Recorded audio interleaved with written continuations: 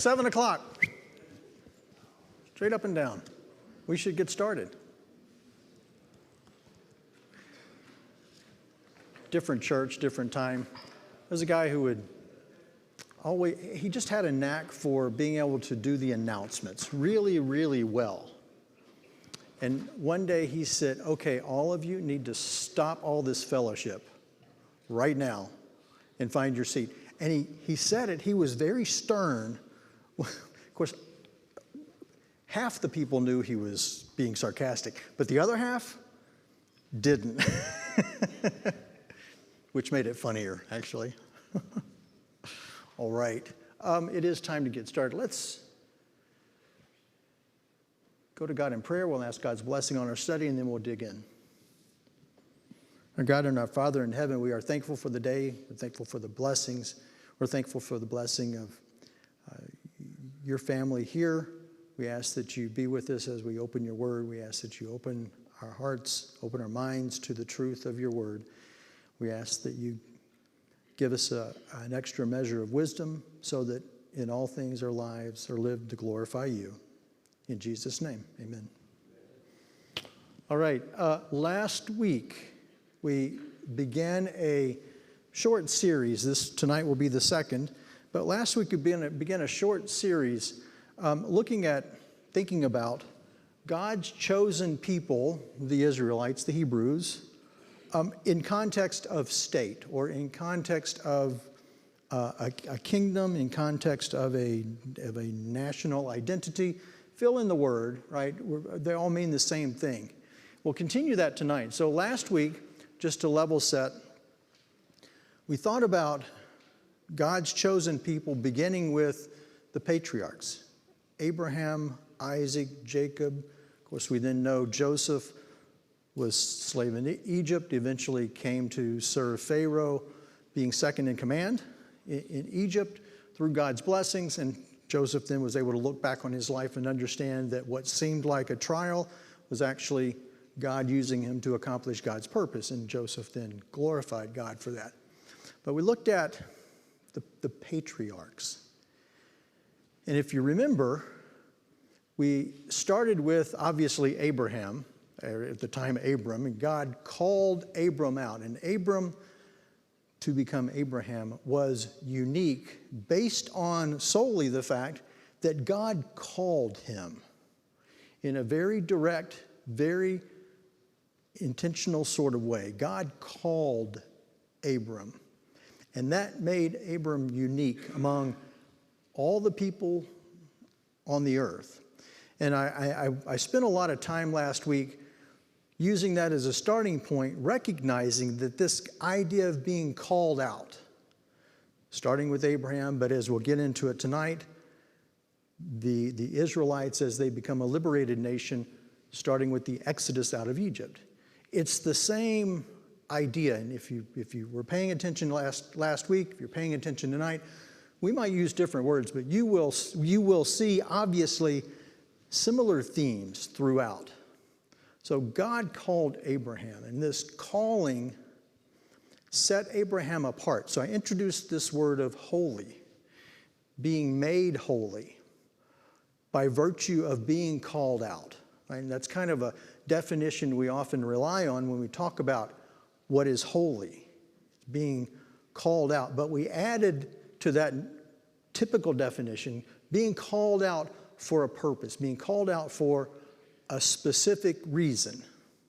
And I use the analogy, you can have a museum piece that is called out, it's set aside, it's on display, it's behind glass, but it exists for its own, simply because it's there, in a sense. And I tried to use that as an example, as a way of us sort of grappling with, God didn't call Abraham just to make him unique. God called Abraham to set into motion this idea of being called out, being separated from the rest of the world, being made holy for a purpose. And that theme definitely continues tonight as we think about then chapter 2, the Israelites, God's chosen people, and the state, a liberated nation, beginning with the Exodus. So be looking for that theme of continuing. How does this idea of being called out play out in our story? But so keep that in mind. Let's go to Exodus chapter 1, verses 8 through 14. I'll just read that to get us started.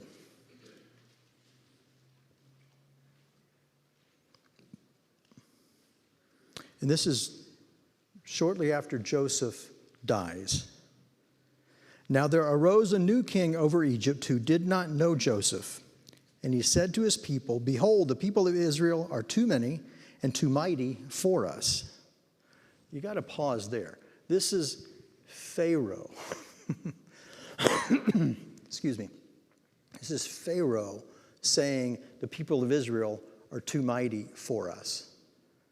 He is king of what is arguably the most powerful nation on earth. And he's saying they're too mighty for us.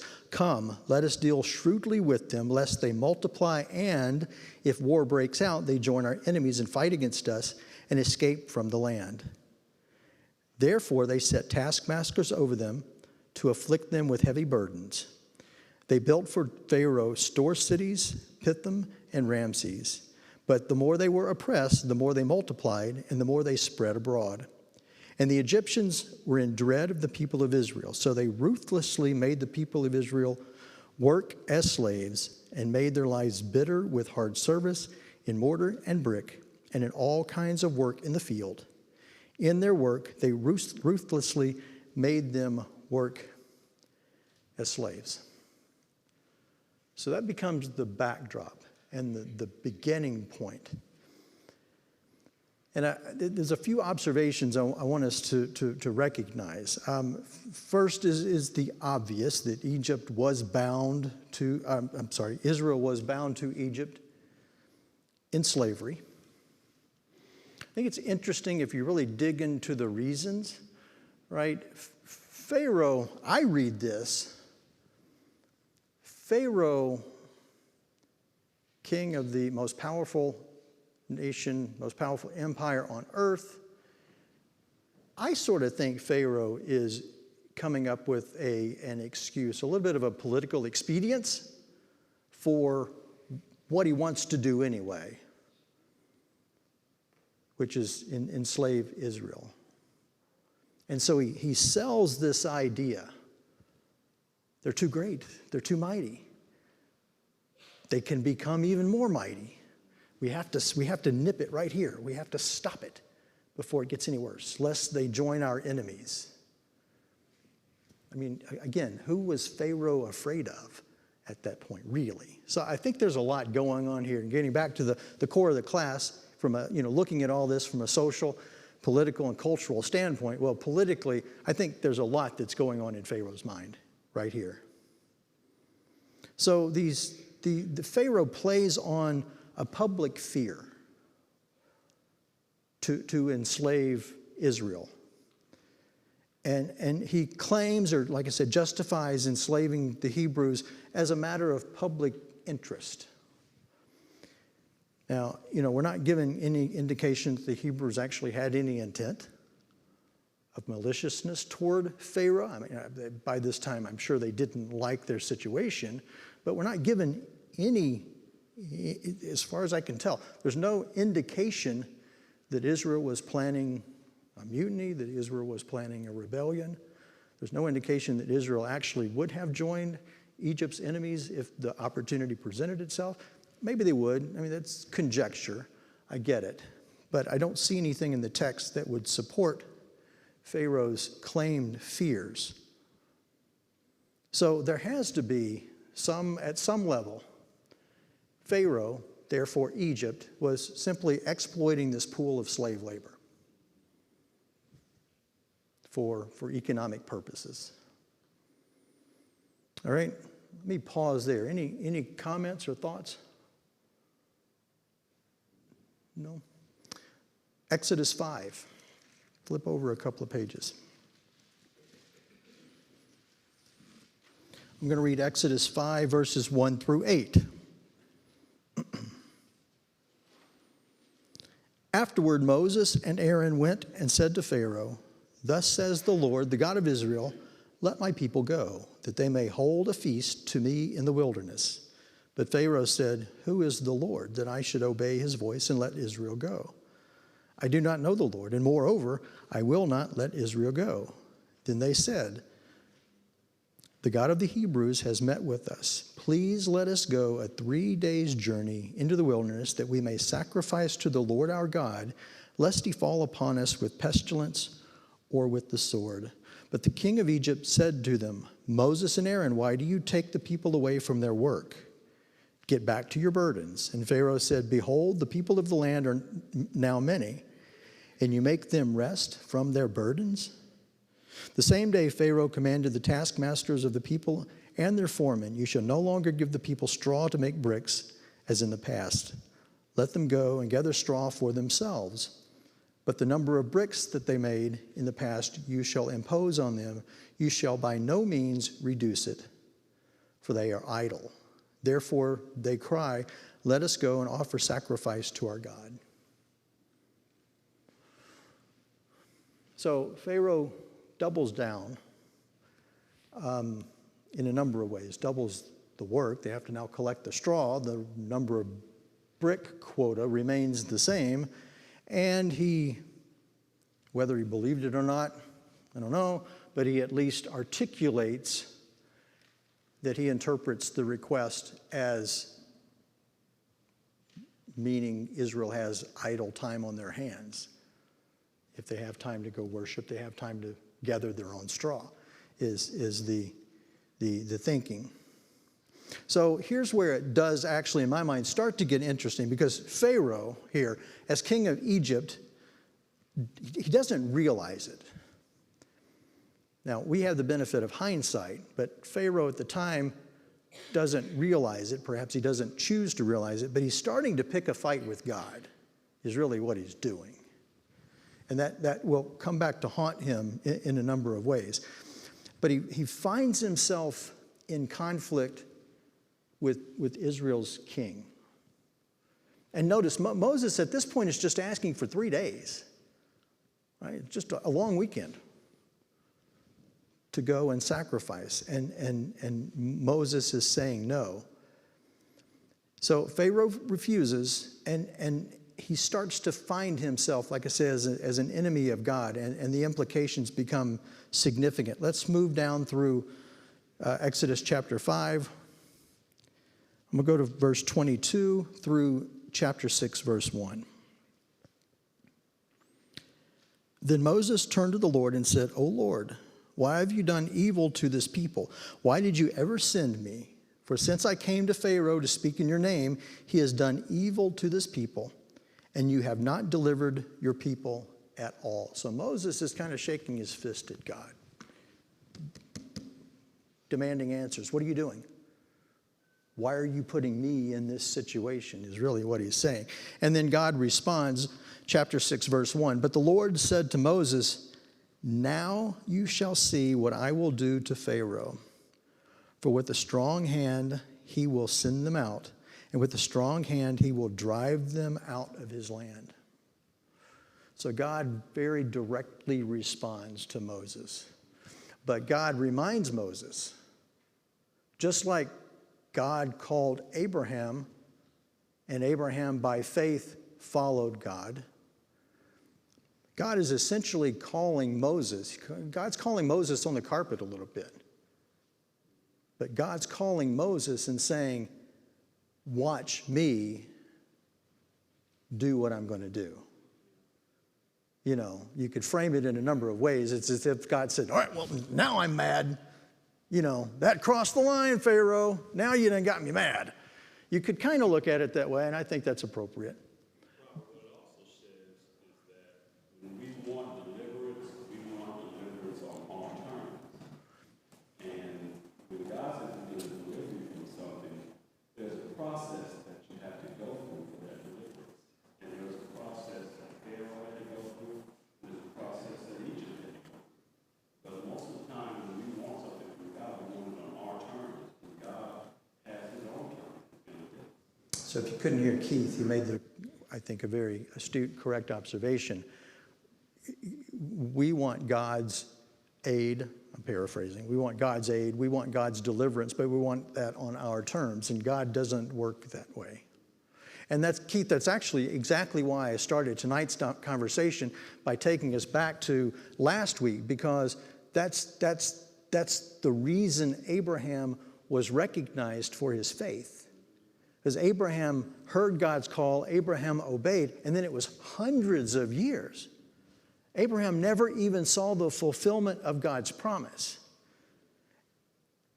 But it also lets you know when things happen in our lives, we have to realize, what does God want us to learn from this? And you're not just going through that for a reason, for no purpose at all. It's something that God wants you to get from it. They had to believe and trust in God. For Israel, they had to believe and trust in God. And we'll even see that more next week when we look at this same idea, but God's chosen people and the state or the nation of Israel, once they get into their time where they're under a monarchy, Saul, David, Solomon. In Psalm 105, we give you a review and overview of the whole plan of God and what he can say and realize God's behind situations, behind the scenes working things out. Because in 105:24, So this is Psalm 105:24? verse 24 said, he increased his people greatly and made them stronger than their existence God behind us. And then 25, an interesting thing that I found a while back is he turned their heart to hate his people. He turned the Egyptians' heart to hate him, to deal craftily with his servants. That was his plan. And then he sent Moses in verse 26 as his servant and began the process of healing. Behind the scenes working with their suffering. A plan, like he was saying. A plan. And for the benefit of everyone in the room and those online, referring back to Psalm 105, verses 25 and 26? 24 through 26. And the gist of it is that God's plan is in action, and God will accomplish his plan. Mark? Just to kind of piggyback on that, I think sometimes we get focused on what are you gonna do for me, which is where where Moses was at this point in time. We're looking to deliver Israel. That's Moses's focus. God's plan was twofold.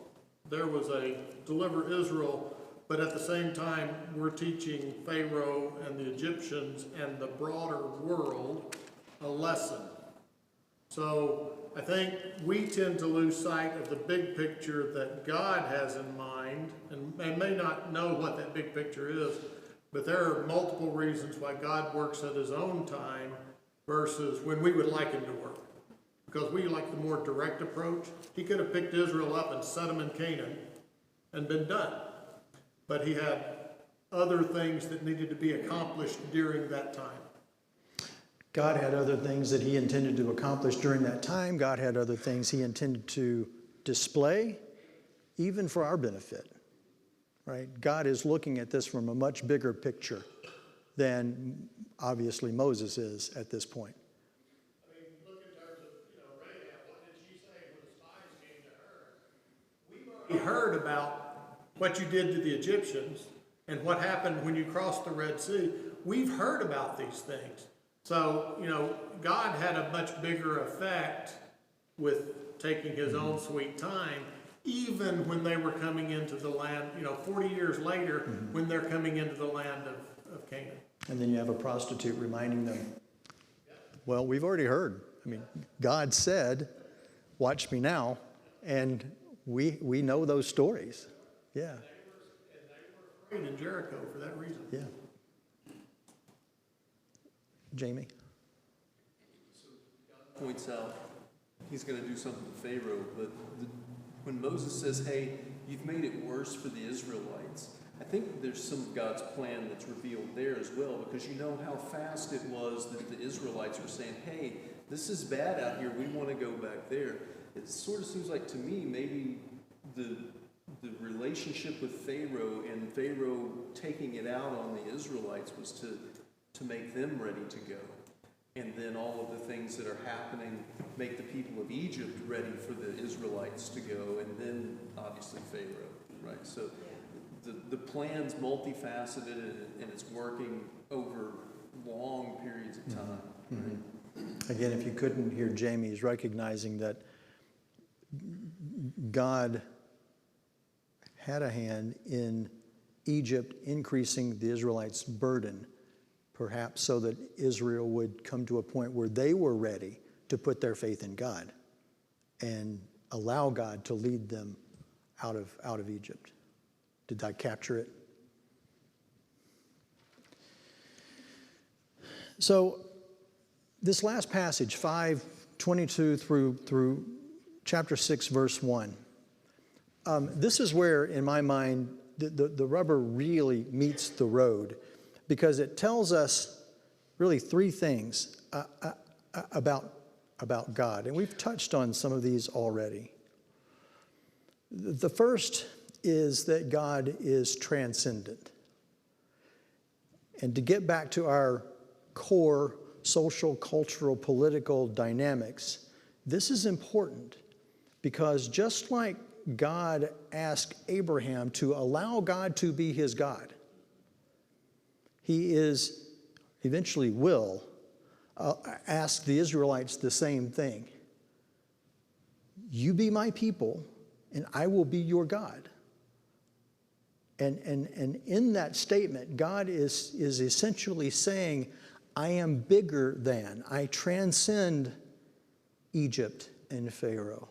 I transcend anything that might come your way. Right? That's part of, Jamie, I think that's part of where your thoughts were going, but not to put words in your mouth, but you know, he is helping Israel understand what it really means for God to be their God. Right? Probably you're headed there, the following verses, he's changing his relationship with them as well. Absolutely. Right, because he says, hey, Abraham, the great father of the nation, he didn't know me as my name. He knew me as God Almighty, but he's saying to the nation of Israel, you're going to know me by my name, right? So I think there's a lot going on with that relationship.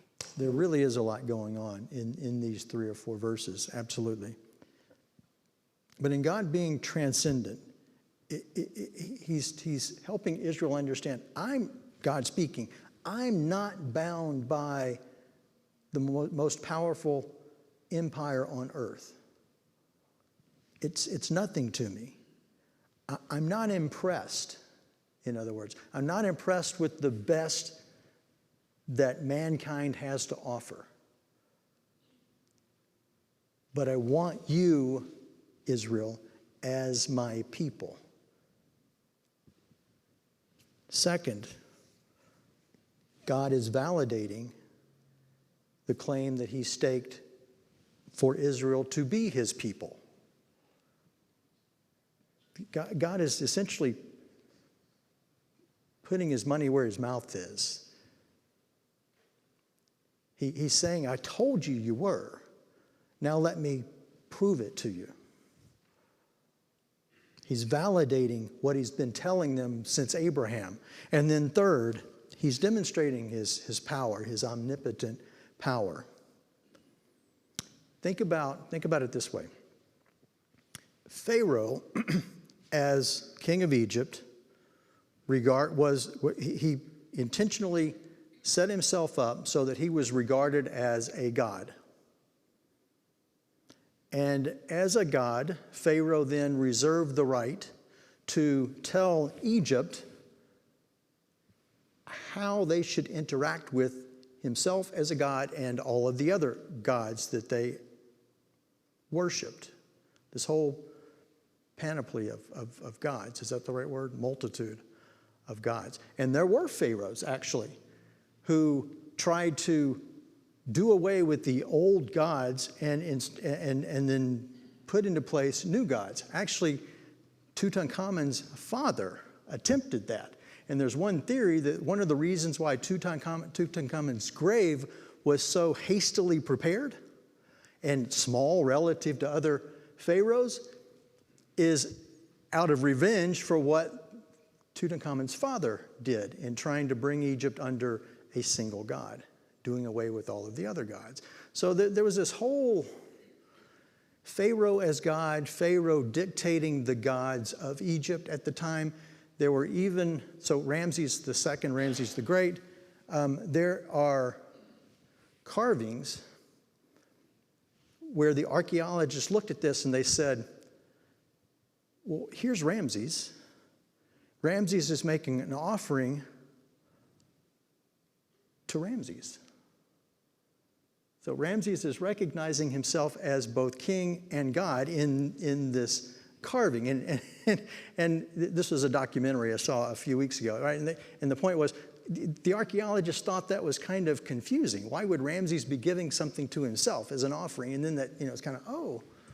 So this idea of gods in Egypt was really a big deal. And so God here is demonstrating his power over all of these other gods, including Pharaoh, as a god. Yes? I think verse 5 is pretty powerful, and it's kind of easy to miss. But he has this word "and" in association of the groanings of his people from the enslavement of the Egyptians with his covenant. Mm-hmm. And that's really important because his covenant that he established, he's referring to, is in Genesis chapter 15, verse 13 through 16. And it specifically calls out 6 events.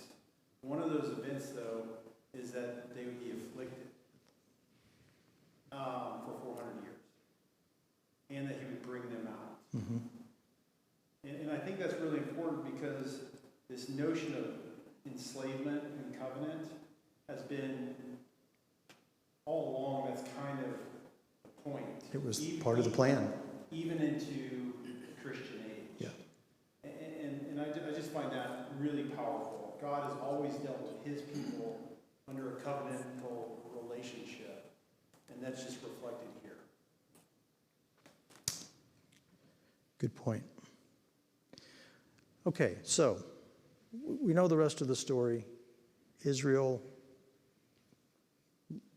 led by God, God leading Moses, Israel comes out of Egypt. And they eventually, 40 years later, arrive in Canaan.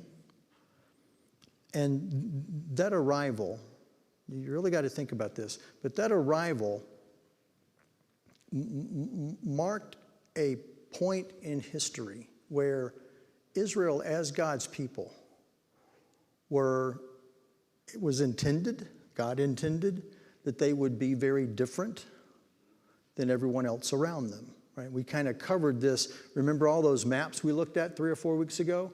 And the point I wanted you to take away is that Israel, this land of Canaan where Israel was to go in and inhabit, it was kind of a hub, and everything else spoked out. I mean, all around that. They were in the center of the world at that time. It's not tucked away in some corner. They were in the center of the world. Culturally, politically, economically, they were in the center. And yet God still expected them to be different. That difference then is where I want to spend the rest of our time, right? Because that difference, I'm going to sum it up in the word theocracy.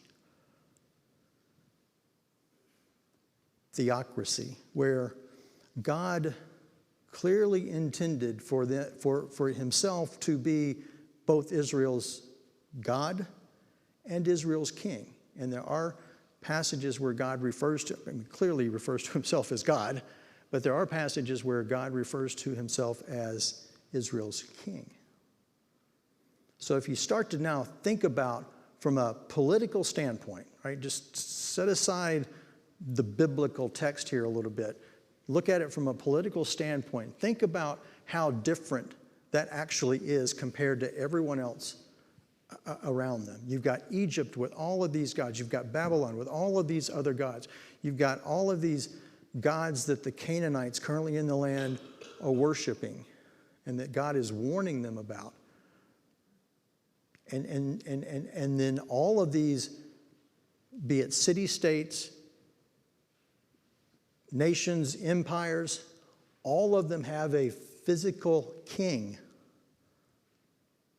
And then the Israelites come along and they've got God as king, one and the same. They're really different by design. They're really different by design.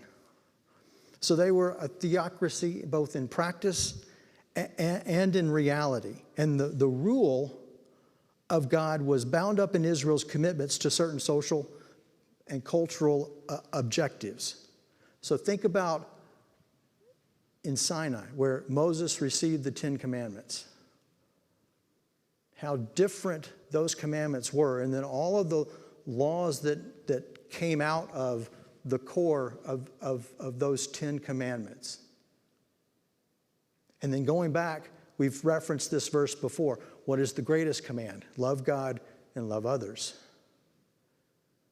That is so beyond where every other nation was. Not that other nations didn't have laws.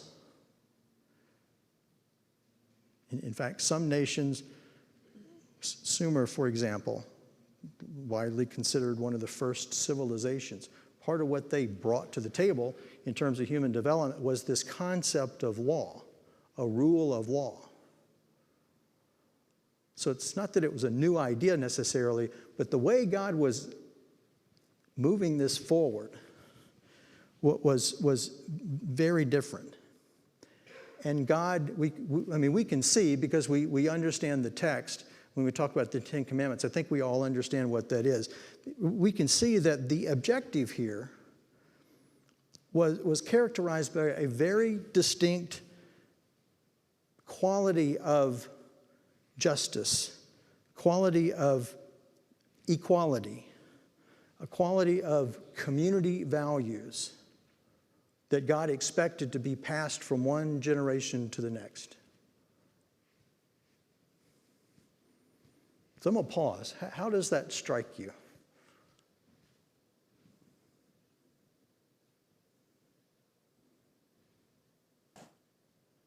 I'm going to just let it sink in.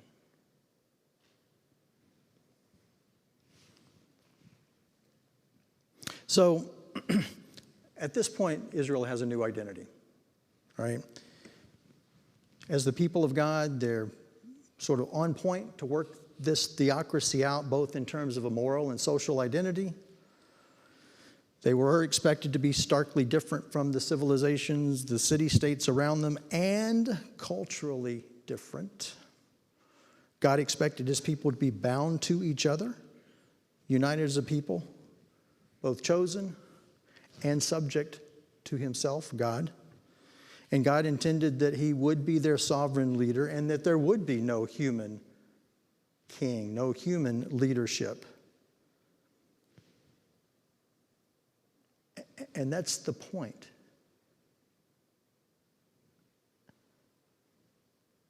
You will be my people. I will be your God. God intended all along for this to be one and the same.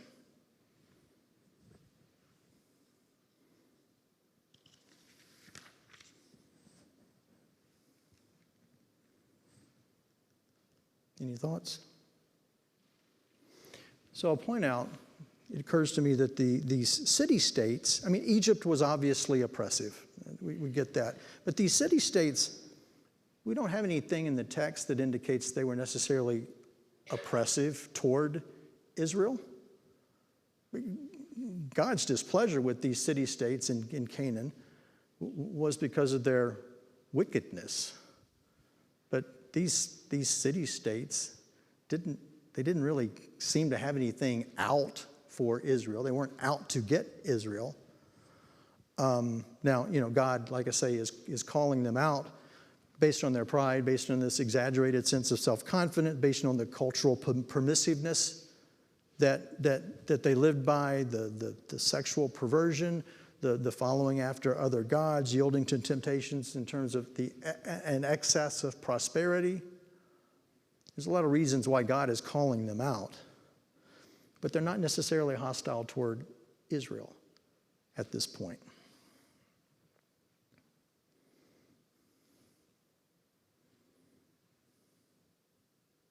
So let's summarize here in the last 2 or 3 minutes.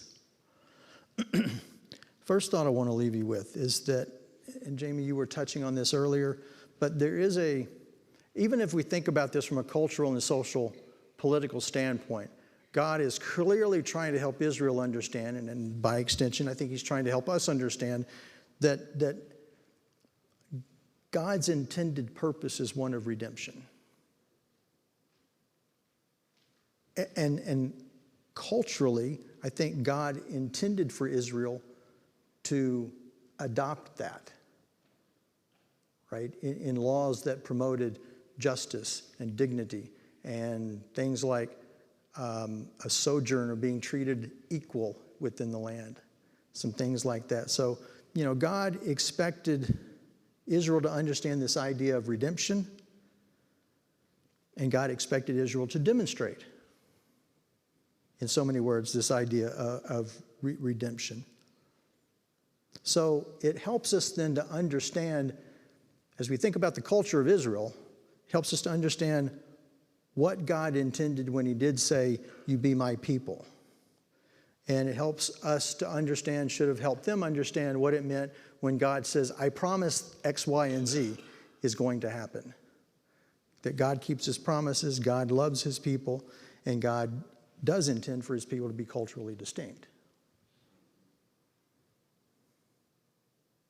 One of the things that is striking me in my own study through all of this is how the Israelites serve as a model for how we should be thinking, right? They're an analog for us as the church, us as God's people, figuratively speaking, today.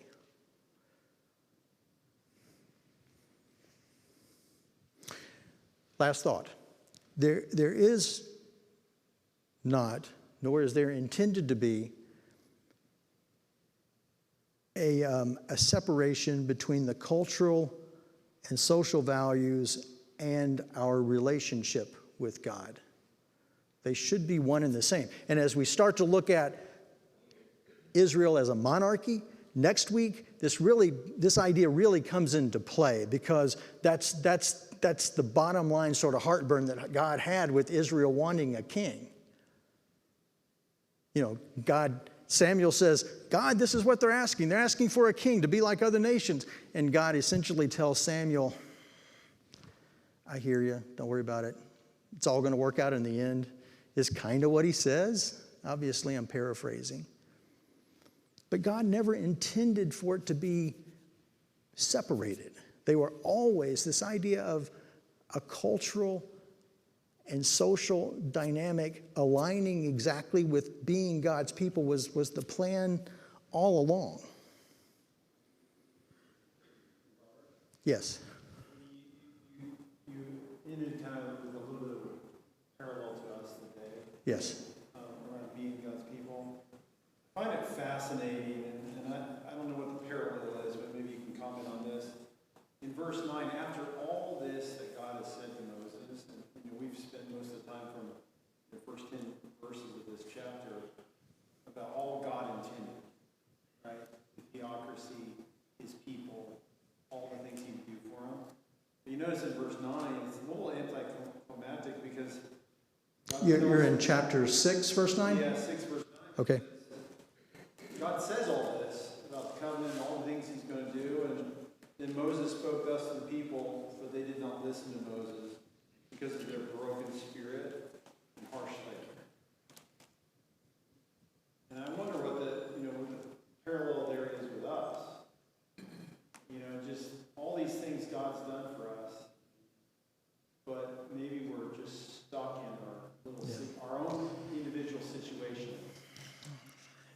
we don't spend enough time looking at the bigger picture of what God's done. So I'm going to use that as a way to wrap things up. If you couldn't hear, the question is, Exodus chapter 6, verse 9 tells us that Moses was trying to tell the people just couldn't hear it because of the harsh labor, because of their burdens. So I think your question is, what should we take from that? Is that right? I'm going to be a little bit personal here. Here's what I take from that. I can't wait to get to heaven.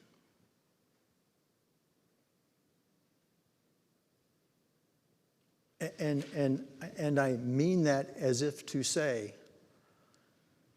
maybe the older I get, the more of this world I see, the more I just can't stomach it. I just can't tolerate it.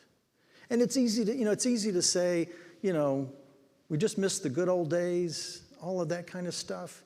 Maybe the good old days were better. I really don't think so.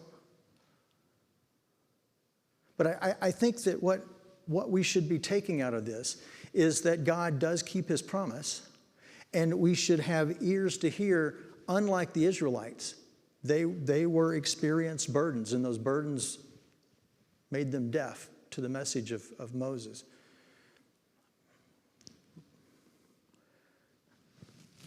Our culture,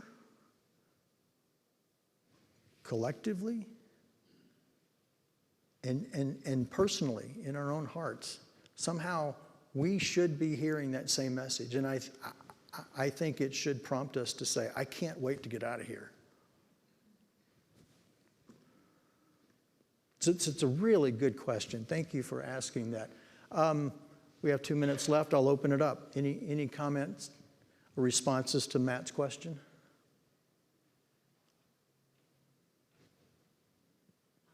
I think I struggle with some of this too, in this day and age. Maybe not being as positive and as what I'm trying to get to is this: that I think there's a reason why we're told to remember, to be thankful, be in prayer. Because if we don't remember and we're not being thankful, we're not remembering the promises and remembering what God has for us now and in the future and all that, then we can really get stuck in the despondency. And instead of, and in our situation, whatever that is, individually, as a whole, and everything, I find that I have to be reminded over and over again to remember the promises and remember God and remember what he has done and what he's promising for the future, what he promises for us now, and to be thankful even in the hard times. Like, in fact, even more so maybe, because then that kind of brings you out of it a little bit and lets you see a light instead of just the dark. So I'm going to try to summarize that. We have to remember to be thankful for God, God's love, God's promises. And when we do remember, then we realize those promises lead us to something that we look forward to, something better. Did I represent it correctly? Yeah, and we're told. Even in the Old Testament, throughout the Old Testament, we're brought back to remembering. We're supposed to remember what happened, right?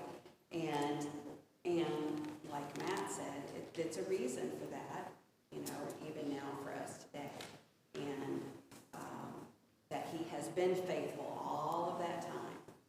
And even though they had to go through some hard times, why do we get to escape it? We don't get to either. Yeah. All right, that has to be the last word. Thank you.